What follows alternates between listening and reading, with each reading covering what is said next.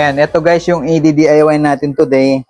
Kasi ang problema nito, lumalaylay siya. Ito yung dun sa loob, no?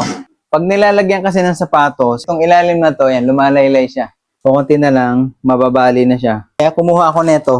Paglalagay tayo ng tornilyo, bali dito tayo maglalagay ng tornilyo. Pag ganon. Kasi pag dito natin tinira sa labas, kita yung tornilyo, di ba? So dito dapat sa loob. Ayan, so ito yung kasama sa package. Ito, para dito yan.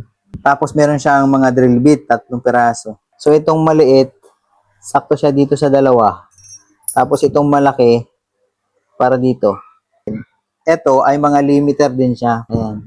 So kung gaano kalalim yung baon, i-adjust mo siya. So ito pala guys, hindi ko na sinama sa package to kasi meron naman na ako pero meron dyan option sa cart.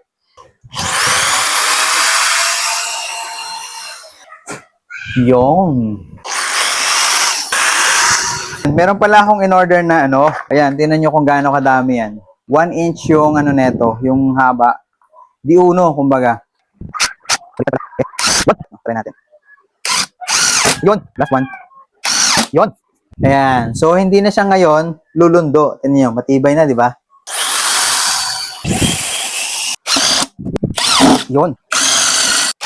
Yun. Ayan. So, nagawa na natin. Ayan, okay na siya.